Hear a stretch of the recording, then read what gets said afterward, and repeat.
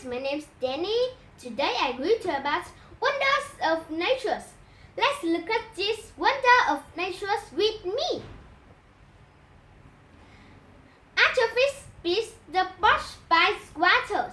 When the bugs fly into the waters, they catch and eat them. Beavers use the trees' trunks. They make them by trees, molds, and stone. Chameleons change colors to hide animals. They can change colors like the place they are standing. The moths dive to find food.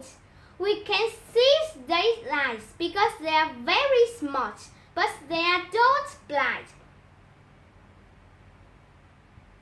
Sea dragons look like the plants in the ocean.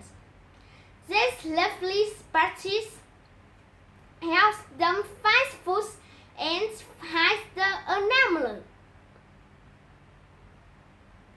Flying dragons have a skin in the sides. They can open wings and fly like the dragon. Finally, trapdoor spiders live in the tunnels. These dogs bite, dust, and scorch. They hunt birds.